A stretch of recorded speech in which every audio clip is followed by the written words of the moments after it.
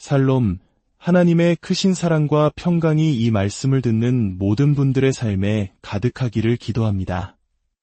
우리는 종종 스스로에게 묻곤 합니다.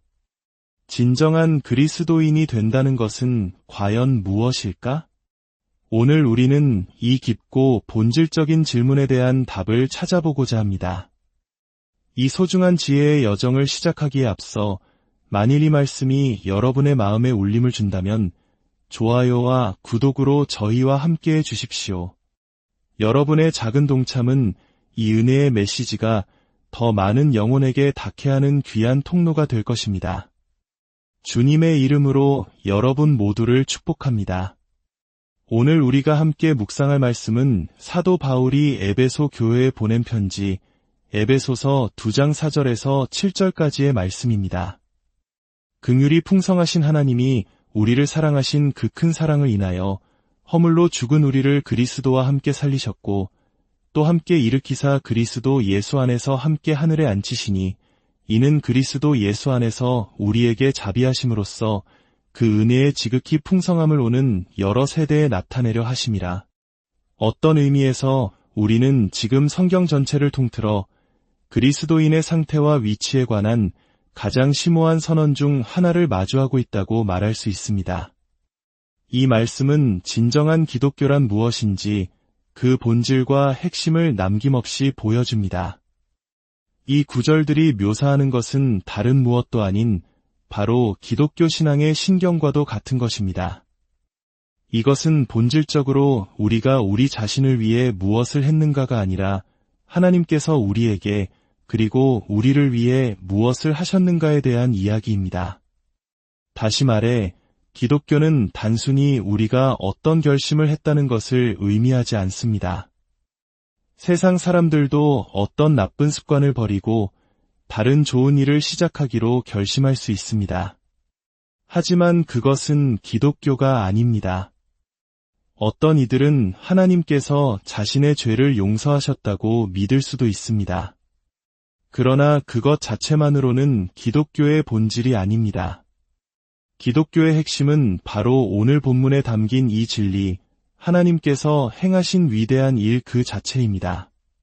그리고 무엇보다 중요한 것은 이 진리가 모든 그리스도인 각자에게 해당하는 사실이라는 점입니다.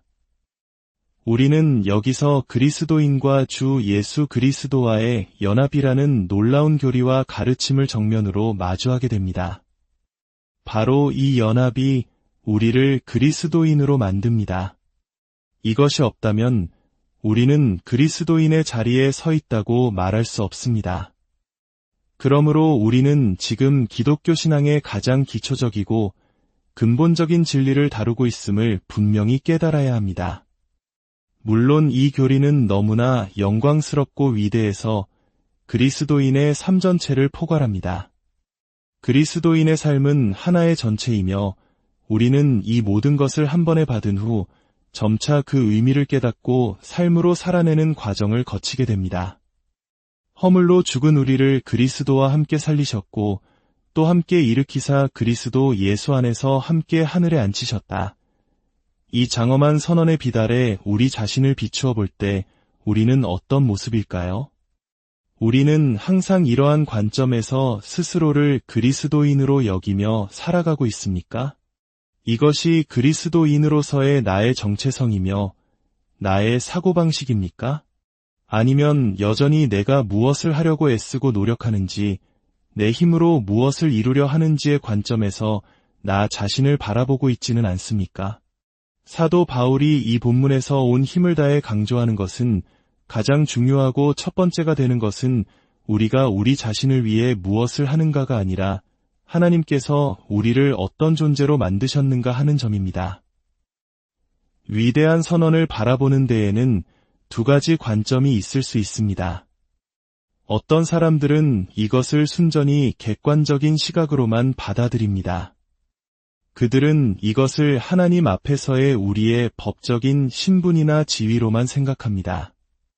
즉, 그리스도 안에서 우리에게 이미 사실이 된 것이지만 아직 우리의 실제적인 삶 속에서는 사실이 아니라고 여기는 것입니다.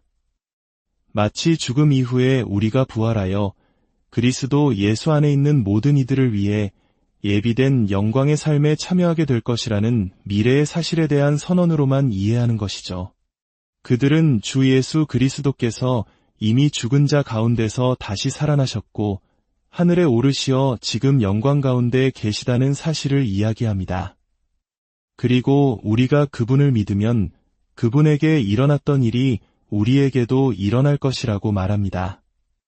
그들은 이 모든 것이 지금은 오직 믿음으로만 우리에게 해당되며 현실 속에서는 아직 이루어지지 않았다고 주장합니다. 미래에 실현될 약속이라는 것이죠.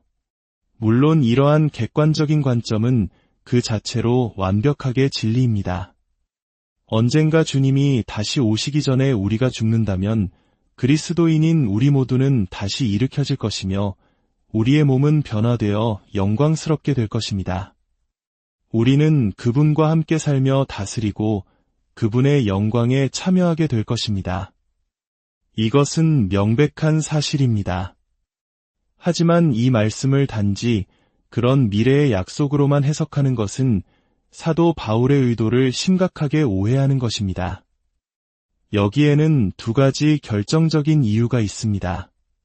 첫째, 이 말씀의 전체적인 문맥은 지극히 경험적이라는 것입니다. 사도 바울은 에베소 성도들에게 미래에 일어날 일을 상기시키는 데에만 관심이 있는 것이 아닙니다. 그의 가장 큰 관심사는 그들에게 이미 일어난 일과 그들의 현재 위치를 깨닫게 하는 것입니다. 그는 에베소 성도들이 그들의 지성의 눈이 밝아져서 하나님께서 그들을 위해 지금 이 순간 행하고 계신 일이 무엇인지 알기를 기도하고 있습니다. 미래에 하실 일이 아니라 지금 그들이 겪는 모든 어려움 속에서도 그들에게 진정으로 사실인 것이 무엇인지를 깨닫기를 간절히 바라고 있는 것입니다. 둘째, 더욱 결정적인 증거는 5절 말씀에 있습니다. 사도 바울은 허물로 죽은 우리를 그리스도와 함께 살리셨고 라고 말한 뒤 괄호 안에 라는 말을 덧붙입니다. 여기서 사용된 시제는 너희가 구원을 받았다는 완료형입니다. 즉, 내가 지금 말하고 있는 것은 바로 이 순간 너희의 구원에 관한 것이다 라고 선포하는 것입니다. 이것은 명백히 경험적이고 주관적인 차원의 진리이지 단지 객관적인 법적 선언에 머무르지 않습니다. 비극은 사람들이 종종 이 객관적인 진리와 주관적인 경험을 서로 대립하는 것으로 놓는다는 것입니다. 그러나 성경은 항상 이 두 가지가 함께 가야 함을 보여줍니다. 나의 구원에는 객관적인 측면이 있지만 하나님께 감사하게도 주관적인 측면 또한 존재합니다. 바로 이것이 사도 바울이 우리로 하여금 깨닫기를 간절히 바라는 바입니다. 다시 말해, 이 말씀은 영적으로 그리고 주관적으로 해석되어야 합니다. 경험적으로 이해되어야 합니다. 하나님께서 우리에게 영적으로 행하신 일은 그분께서 주 예수 그리스도를 죽은 자 가운데서 다시 살리시고 하늘에 앉히셨을 때 물리적으로 행하신 일에 비견될 수 있다는 것입니다. 하나님께서 그리스도를 죽은 자 가운데서 다시 살리신 그 동일한 능력이 믿는 우리 안에서 그리고 우리를 향해 역사하고 있습니다. 이것은 우리가 그리스도인이라면 우리에게 일어난 모든 일이 바로 그 하나님의 능력으로 일어났다는 것을 의미합니다. 사도 바울이 여기서 사용하는 모든 동사는 미래형이 아니라 과거형입니다.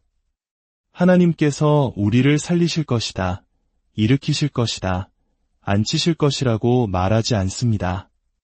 그분은 이미 그 일을 하셨다고 선언합니다. 우리가 죽었을 때 그분은 우리에게 생명을 주셨습니다.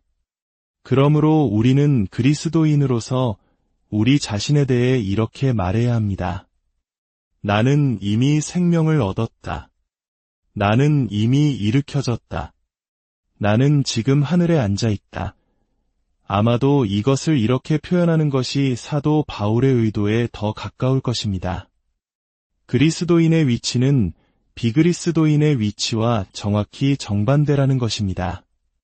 비그리스도인은 허물과 죄 가운데서 죽어 있습니다.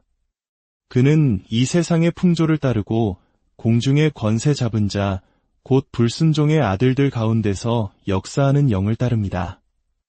그는 육체의 욕심을 따라 행하며 하나님의 진노 아래에 있습니다. 그렇다면 그리스도인은 누구입니까? 바로 그 정반대의 존재입니다. 그는 생명을 얻었고 살아났으며 일으켜졌고 하늘에 앉아 있습니다. 이것은 완전한 대조이며 완전한 전환입니다. 자, 이 모든 일이 어떻게 우리에게 일어날 수 있었을까요?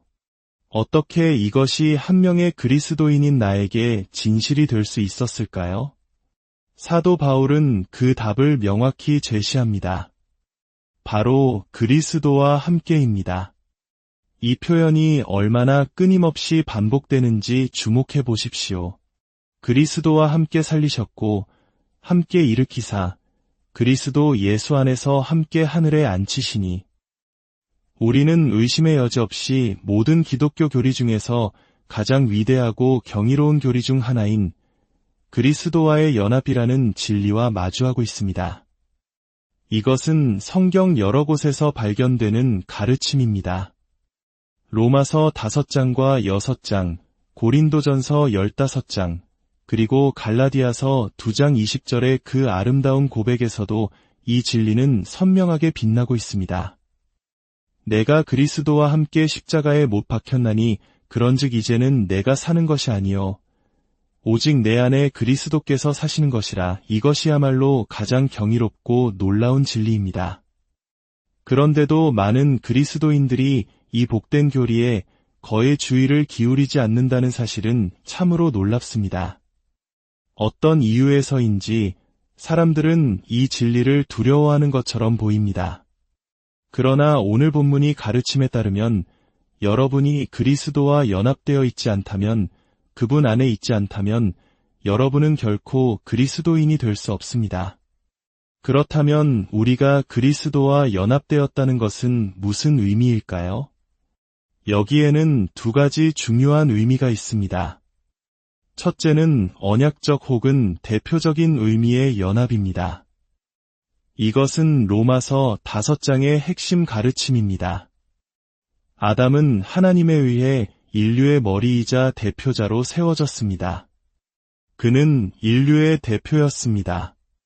하나님은 아담과 언약을 맺으셨습니다. 아담이 한 행동은 그에게 속한 모든 인류에게 영향을 미쳤습니다. 우리 민족의 대표가 외국에서 어떤 조약을 맺으면 그 결과는 우리 모두에게 영향을 미치는 것과 같습니다. 우리가 태어나기도 전에 이루어진 결정의 결과를 우리가 지금 겪고 있는 것처럼 말입니다. 이 원리는 주 예수 그리스도께도 동일하게 적용됩니다.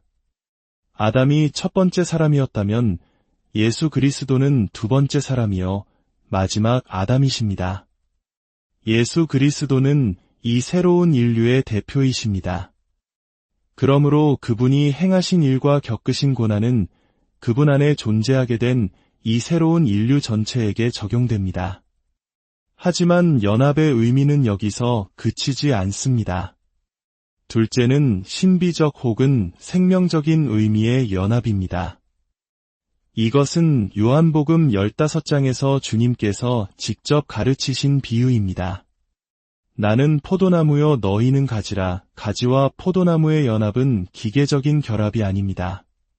그것은 생명적이고 유기적인 연합입니다. 같은 수액, 같은 생명이 줄기와 가지 모두에 흐릅니다.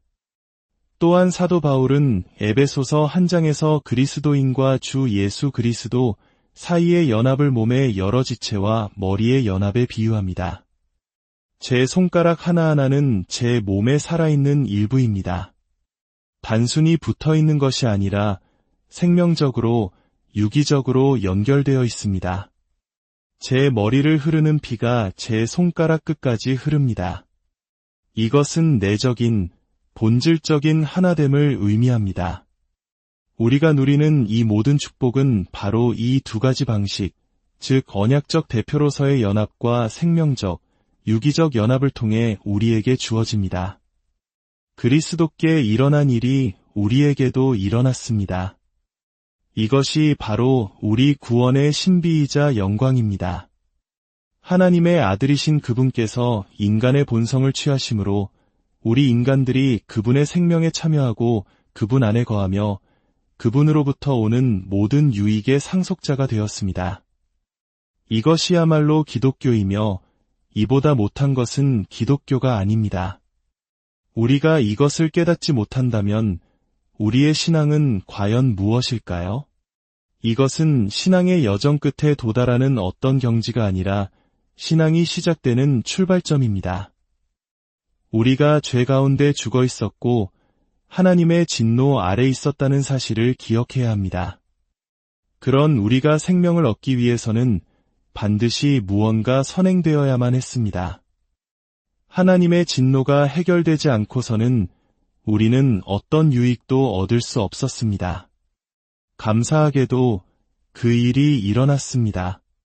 그리스도께서 우리의 본성을 취하시고 우리의 죄를 짊어지셨습니다. 그분은 형벌의 자리에 가셨고 하나님의 진노가 그분 위에 쏟아졌습니다. 이것이 바로 갈보리 십자가 위에서의 그분의 죽음이 갖는 의미 전부입니다. 그러나 사도 바울은 여기서 긍정적인 측면을 훨씬 더 강조합니다. 그리스도는 죽고 묻히셨을 뿐만 아니라 다시 살아나셨습니다. 하나님께서 그를 죽은 자 가운데서 다시 살리시고 모든 권세와 능력 위에 뛰어나게 하셨습니다. 사도 바울은 바로 그 동일한 일이 우리에게도 사실이라고 말합니다. 왜냐하면 우리가 그리스도 안에 있기 때문입니다. 그분은 우리를 그와 함께 살리셨습니다. 이것은 그리스도인인 모든 사람에게 이미 일어난 일입니다. 이것은 전적인 하나님의 행위입니다. 죄 가운데 죽어 있고 하나님의 진노 아래 있는 인간이 스스로 무엇을 할 수 있겠습니까? 아무것도 할 수 없습니다. 하나님께서 그를 위해 모든 것을 행하십니다. 하나님께서 무덤에 계신 아들의 몸에 생명을 주셨듯이 그분은 우리에게 영적인 생명을 주십니다. 생명을 주신다는 것은 무엇을 의미합니까? 그것은 말 그대로 생명을 부여하고 생명을 심어준다는 뜻입니다. 그러므로 그리스도인에게 진실인 첫 번째 사실은 그의 죽음이 끝났다는 것입니다. 우리는 허물과 죄 가운데 죽어 있었습니다. 영적으로 태어나지 못했습니다. 이 세상에 태어나는 모든 사람은 아담의 후손이기에 영적으로 죽은 상태로 태어납니다. 그러나 이제 그 죽음은 끝났습니다. 나는 더 이상 죄와 허물 가운데 죽어 있지 않습니다. 왜냐하면 나는 그리스도와 함께 죽었기 때문입니다. 주 예수 그리스도께서 갈보리 언덕 그 십자가에서 죽으셨을 때 나도 그분과 함께 죽고 있었습니다. 나는 그분 안에 있었습니다. 그러므로 그리스도인은 이제 그리스도 예수 안에 있는 자에게는 결코 정죄함이 없나니 라는 진리를 담대히 선포해야 하는 사람입니다.